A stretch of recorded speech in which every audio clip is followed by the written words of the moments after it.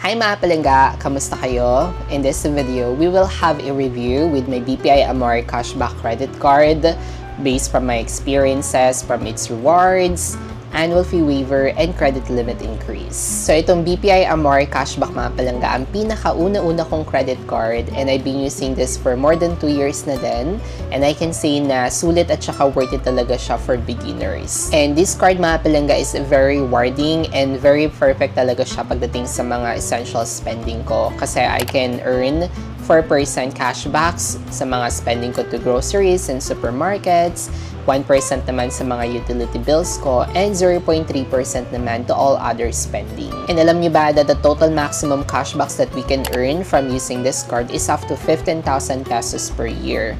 Pero yung monthly niya, wala siyang cap, so yearly lang yung kanyang cap up to 15,000 pesos. Yun nga lang, may catch mga palangga, para maka-earn tayo ng cashbacks or para natin makuha yung mga percentage na yun, is kailangan yung transaction natin is at least 1,000 pesos. Pwede pa rin naman natin gamitin tong card natin sa kahit anong amount, like below 1,000 pesos. Yun nga lang, hindi na siya eligible or hindi na siya mag-earn ng cashbacks kapag below 1,000 pesos. And based from my experiences nga mga palangga, sobrang sulit talaga nitong card sa akin, especially sa mga essential spending ko, since nag-grocery ako like twice a month, tapos ang dami kong mga bills na binabayaran every month. So for me, sobrang rewarding nitong card na ito sa mga essential spending ko. And last year of 2024 nga mga palangga, I was able to earn a total of 3,000 pesos cashbacks from using this card. Noong year 2023 naman, yung una kong year ng paggamit nito, medyo may kalakihan yung cashbacks na nakuha ko that time, nasa around 13,000 pesos. Maybe because of the welcome gift nila. Last year of 2024 naman is mga more than 3,000 pesos. So yun yung total cashbacks na na-earn at na-redeem ko na din mga palangga from this card. And pagdating naman sa pag-monitor ng cashbacks na na-earn ko, so natatrack ko siya mga palangga every month doon sa statement na receive ko from my credit card bill. So nakalagay doon yung mga total cashbacks na na-earn ko, so doon ko siya natatrack. And for redemption naman mga palangga, as usual, tinawag ko na naman sa kanila para mag-redeem nung cashbacks na na-earn ko from last year of 2024. Sabi na nakausap ko, pwede naman daw ngayon sa website na. Pero na-assist pa rin naman nila ako sa pag-redeem ko ng cashbacks over the phone.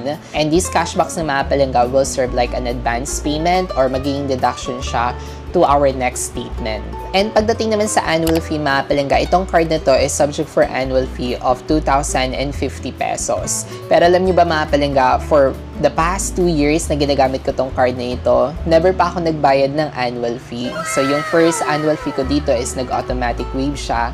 And then yung recent annual fee ko naman nung January, so I was able to request naman for manual waiver dun sa kanilang customer service. So di bali yung ginawa ng agent na nakausap ko mga palangga is chinek niya yung total spending ko for the last year. And sinabihan niya ako na eligible daw ako for 100% waiver because of my total spending. Pero hindi niya na-mention sa akin kung ano nga ba yung required amount para ma-waive yung spending.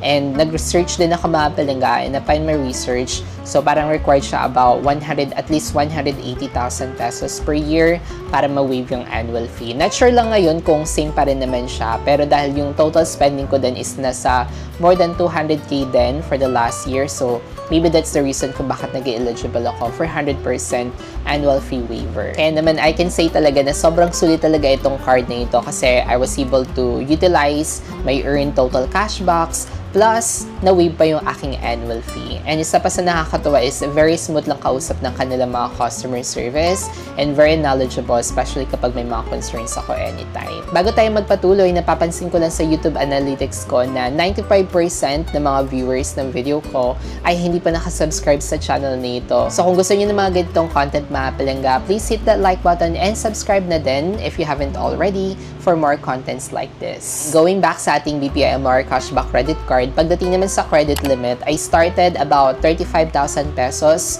credit limit dito sa card na ito. And after a year, nakapag-request naman ako ng credit limit increase up to 50,000 pesos. And luckily, I was able to get approval naman with that request. So kung mag-request tayo sa kanila to increase our credit limit, di bali, hingin lang nila tayo ng proof of income or income documents para ma-evaluate nila. So subject for approval pa rin naman, pwede siya ma-approve or pwede siya ma-deny. Nga lang sa mga sumunod ko pang request sa kanila is na-denied na siya kasi from 50,000 pesos, nag-request na ako sa kanila to increase is up to 300,000 pesos because of the BPI signature na card na gusto ko sa kanila. And blessings in disguise naman, kahit na-deny siya mga palangga, nagkaroon naman ako o nadagdagan naman yung mga credit cards ko ng mga rewarding cards pa. And last year nga din mga palangga, napansin ko na nag-automatic increase pa rin yung credit limit ko. From 50k, naging 65k na siya. And then last month lang din mga palangga, nag-automatic increase na ulit siya. So from 65k, naging almost 100k na yung credit limit ko from this credit card. So it's really true na very strict si BPI pagdating sa pagbibigay ng credit limit, pero very generous pa rin naman siya pagdating sa pagbigay ng automatic increase ng credit limit. At kung tatanungin niyo ako mga palangga, I can say na sa lahat ng mga credit cards na meron ako ngayon, so itong BPI Amore Cashback Credit Card pa rin yung isa sa pinaka-best credit card ko kasi gamit na gamit ko siya sa mga essential spending ko. Siguro ang hindi ko lang nagustuhan dito sa BPI is yung pagdating sa pagpo-post ng transaction. Sa iba ko kasing type ng credit card, kapag nag-process ako or nag-purchase ako, nag-reflect na agad yung transaction kahit pending pa dun sa online banking. However, dito kay BPI, mag-reflect lang yung transaction kapag completed at kapag posted na yung transaction. So I guess that's something na nilook forward ko kay BPI na pwede nilang ma-improve in the future, na kahit pending pa yung transaction, na mag-reflect na siya sa online banking para may visibility at para ma-monitor talaga yung mga transactions kahit hindi pa siya posted.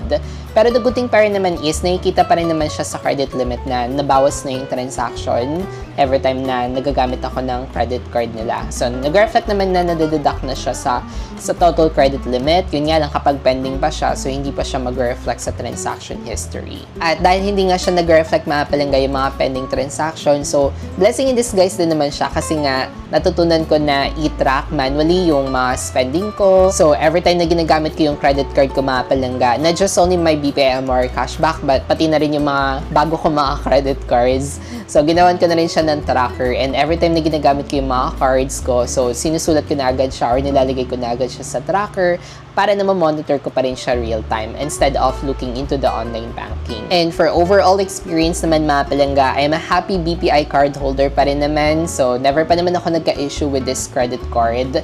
Pag may mga issue ako, na tutulungan pa rin naman ako ng kanilang mga customer service. Very helpful naman yung kanilang customer service. Kaya for me, sulit and worth it talaga siya for beginners. And that's it for today's video mga palangga. Very short lang itong video na ito. And I do appreciate your support for my channel. So maraming salamat po. Ako balik niyo palaga si John Paul. And always remember to be kind to yourself and to others. See you in our next vlog. Bye! You say that I'm psychotic, but then you like it like that. It's like every time the conversation changes and I want you